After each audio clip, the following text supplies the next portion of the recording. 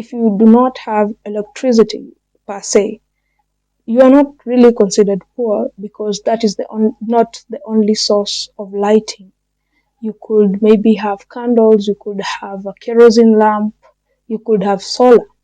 But in other countries, especially due to their weather, it is a basic need because without it, they cannot heat their homes and therefore they would die. So,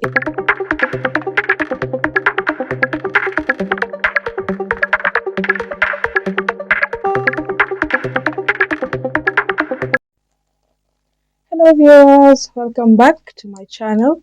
If you're new here, please subscribe, share, and if you're coming back, thank you for always supporting me. And as you can see from the title, today we are going to talk about Africa and the way it is viewed as a dark continent, as a poor continent. But is it? Is it really a poor, dark continent? Now, for you to understand about Africa, first of all, we start with the first depiction that Africa is a poor continent. Now, poverty can either be absolute poverty, where people now here lack basic needs, food, shelter, clothing, and maybe in the modern times, education and healthcare. But let's stick to the first three, food, shelter, clothing, food, shelter, and clothing. Then we have the other kind of poverty, which is relative poverty. This is where we compare the standards of living economically between different groups in the same surrounding. So, for example, in Africa, of course, in every part of the world, we have people who lack the basic needs, and we also have relative poverty. But Africa's poverty has been magnified into this huge problem that I think is actually misleading a lot of people, and especially the Western media, which depicts it as such. And also now we can see even the Asians, like if you watch Korean dramas, C-dramas, you'll find that they're also depicting Africa in the same light that the Western media is depicting it, which is actually not true, because what they're doing, they're just showing one side of Africa, which is everywhere. Everywhere we have that kind of poverty where we find people maybe lacking basic needs, and but in Africa it has really been magnified.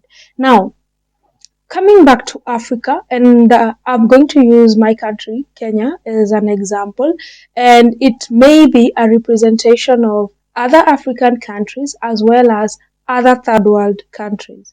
So I'm really a fan of this content creator or a YouTuber. Her name is Magatte Wade. She really has some great insights on the problems of Africa. And these are not the problems or the solutions that she gives are not the common solutions or common things that you will hear other people talking about. So, as we all know, the biggest reason why poverty exists in every place is lack of income. And lack of income basically means unemployment. Okay? So whenever I see leaders like this, always saying this, I wonder, what do you mean? That is not possible. The government cannot give us jobs. It's not possible for the government to give up jobs. And if you did business studies in secondary school, you will remember that there is this topic that used to be called government involvement in business. And one of the areas were methods in which government can be involved in business. You find that we have this point that is called enabling environment. Now, what is an enabling environment? This will go back to my point. Enabling environment is whereby the government of a particular country, say Kenya, provides a good business environment, okay? a good business environment for its citizens so that entrepreneurship can prosper. So, as I was saying, politicians cannot give us jobs. What they can do is create a good business environment. And this means laws that favor entrepreneurs to at least assist entrepreneurship. Uh, and because when we have more entrepreneurs, these entrepreneurs are the ones that actually create jobs. But if you talk to most business people, even some foreign investors, they will tell you that Africa is one of the most overregulated continent in the world. Like bringing even raw materials to Africa is a problem. The tariffs are so high. Like if you listen to Magat Wade, because she has a company, she said that taking things, raw materials, importing them to Senegal, she would pay 45%, 70%, depending on what the material was. But doing the same for her company, she has one company in America and the other one in Africa. Doing the same in America, she pays zero tariffs. So to her, it's more favorable to do business in America than to do business in Africa. And that is the case even for people who have not traveled out of Africa, say like in my country, Kenya. Even starting a company is just a whole process. You use so much money to start a company without even buying the stock. Like just the process of registration is a problem. So you wonder when our leaders are saying that they are going to give us jobs, where are they going to get these jobs from? Because you find that in America, even though in Africa right now it's happening where people are starting businesses in their homes, but these are just small businesses that maybe employ 3 to 4 to 5 people, and people are opting to go that way because uh, the operational cost for a whole company in Africa is too high, and this is the only way we can actually get jobs. And you find that our leaders don't seem to get that concept. But for me, my opinion is that they like keeping us poor so that we can keep them in office so that they can continue siphoning money, satisfying their greed through us. They'll say nail campaigns how they are going to assist the youth to get jobs, but they don't say how these jobs are going to come about. For example, in our country, they've started a project of building houses, affordable housing. That is just one area. And these affordable housing are being, the first phase is in the capital, Nairobi. So does it mean that every person who wants to be employed must come to Nairobi? With the devolved government, we expect that all these jobs should be in each and every county, but it is not in our case because most of our leaders just want to satisfy their own greed. Uh, Another reason that maybe you hear other nations saying that Africans have low IQ and not well educated, I mean, I beg to differ. How comes when most Africans come out of this continent and go to other continents to do something, to find jobs, to study, they actually do very well? It's because whatever they are learning is more practical than theoretical. But if you come to our schools in Africa, most of the things that we learn are theoretical and pretty much unimportant. For example, like the 844 system that is being scrapped in my country right now, where you have 8 years in primary school, 4 years in secondary school, and 4 years in higher learning, university, college, whatever. So you find that by the time a person is completing high school, they do not have tangible skills. I mean, a few schools, national schools, they at least teach a bit of handicraft like metalwork, woodwork, drawing and design, things like those. But you find majority of the schools, most of the students just come out of there fresh Even in university, some of them are just doing theory, and this does not help because even now having that maybe entrepreneurial drive to start your own business is not that you don't have it, but you don't have the skills necessarily to start. For example, I like giving example with America because I look at their country and what they're doing very much. You find there are kids as young as somebody started their company at 16, 17. They have a makeup brand. They're selling this, they're selling that. But in most of the third world countries, it's pretty difficult because as much as they say we are not well educated, we have low IQ, you have sometimes you need to look for food. So how would you be thinking about getting these skills when you're hungry? So the environment itself is not conducive for a learner to actually get skills as well as maybe in other countries the way the environment is. So our education systems are also pretty bogus. They don't assist majorly. They really don't assist our students, and that is part of the other thing that makes Africa be called poor. But I don't really think it's poor. Africa is really not poor, but overexploited. It is really overexploited because you find that these other countries, when they want something, they come with their charity, those charities. And I think that is another thing that is keeping our continent poor, the charities, because we find our leaders, like we have had a slum or slum areas for ever since you were born, you find that slum area, it has the same problems, water, electricity. So yet in these areas, we have members of parliament. They are given CDF money each year, but the problems are the same. And this goes to rural areas too. Country has been independent for almost 60 years now. And you find that you go to these areas, they do not have piped water, yet they have water catchment areas. We have those companies in each county, as our country is divided in counties. And you find this area has had a member of parliament since independence. But up to now, 2024, they don't have roads, they don't have electricity. Um, Sometimes in some areas, bursaries are a problem.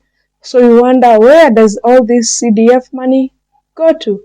So that is the other thing, that we are overly exploited by our leaders and also exploited by the external Western nations. Because when our leaders see these charitable organizations, of which the charities are okay, they're okay because people want to assist and all that, but to some extent they enable our leaders to be inactive, to not take initiative. Like now in my country, it is flooding, and you will find most leaders are not talking about it because they are living in their posh estates. Nothing is going wrong. Their kids are in good schools, maybe even outside the country. But those that remain here, those that each day work, even if they're just working to get $1 or two to survive that day, you find that they really don't care. So when they see the charitable organizations coming, they relax. The charitable organization has come, it has enabled pipe water, so that money is pocketed.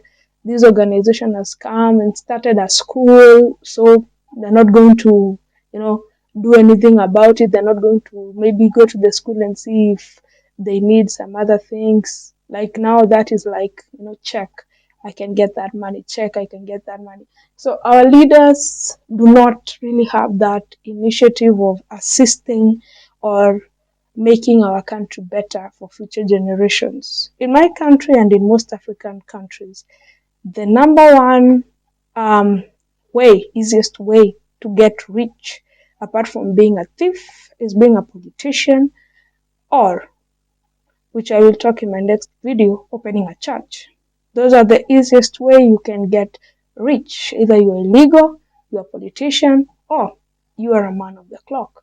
Those are the ways that you can easily get money. But for the people who want to work hard, you know, um, people who were told, like we were told growing up, study, you'll get a job.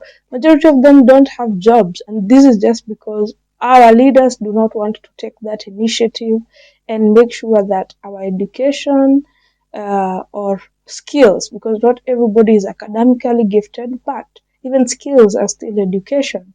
And yes, of late they have been pushing for the TVET colleges where people can do technical courses, but where are the companies?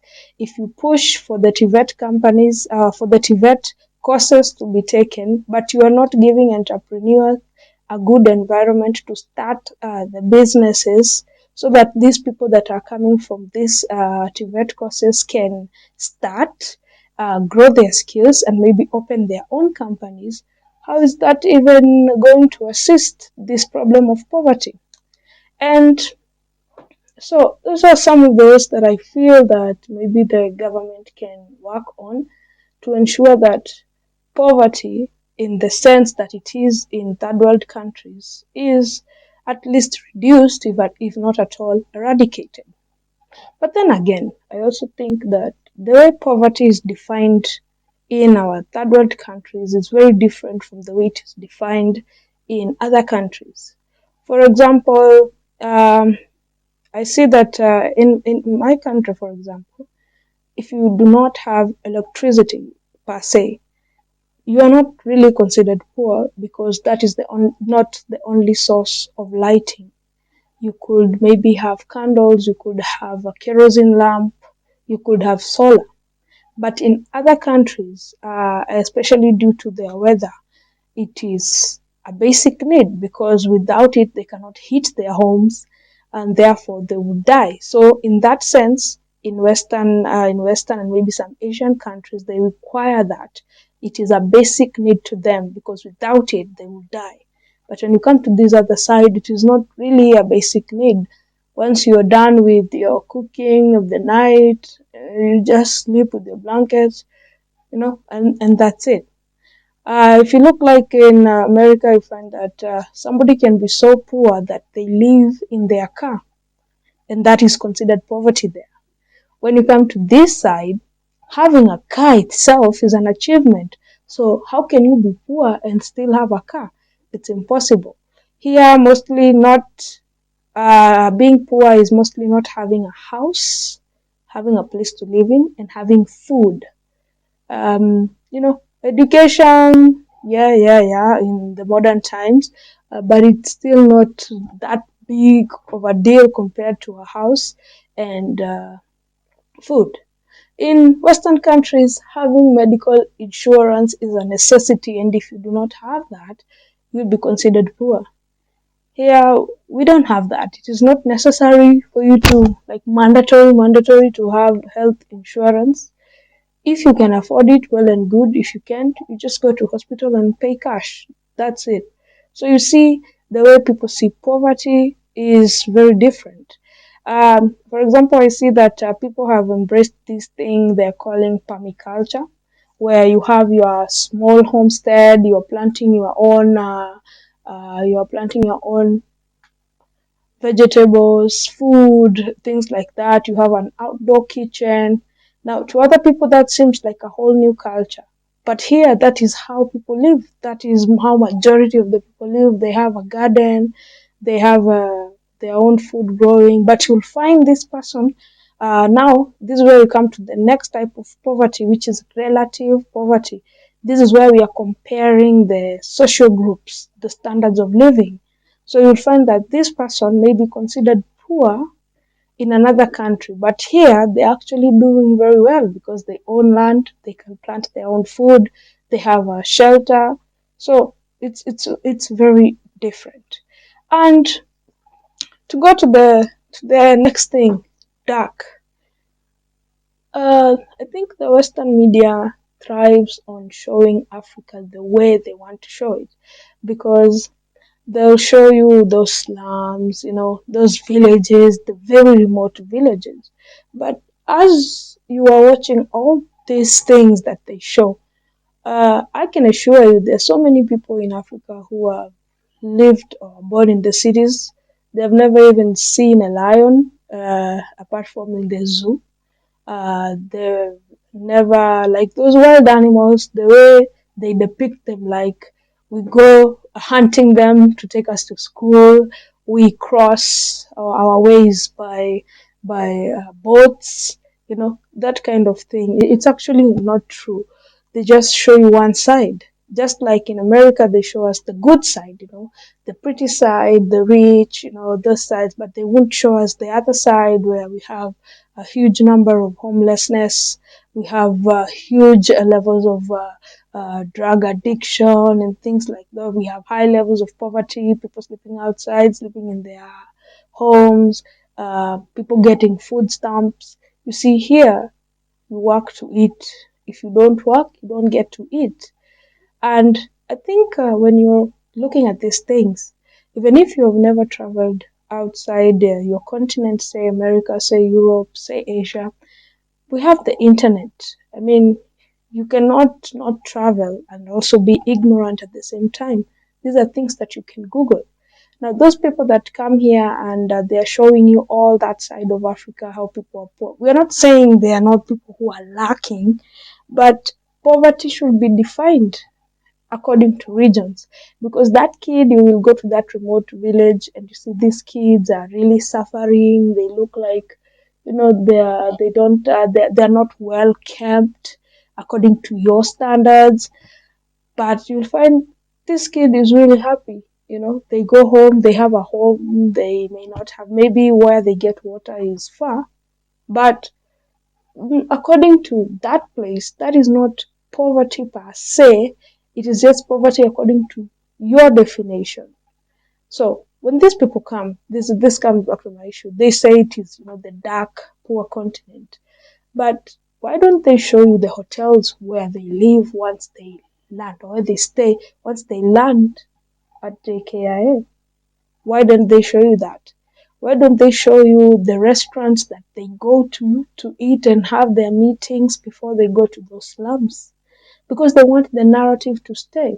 And you'll find that these people, they'll come here because obviously here their money is more valuable, and in other third world countries like Philippines, Vietnam, Thai, Cambodia, they will go there because there they can live like a king the way they can't live back home.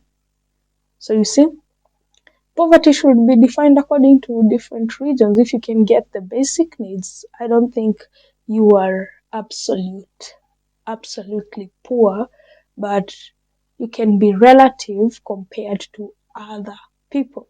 So as much as I think maybe I'm sure it's going to take a long time before they're fair, but look at them. There are so many people. Like in Nairobi, we have the headquarters of the UN.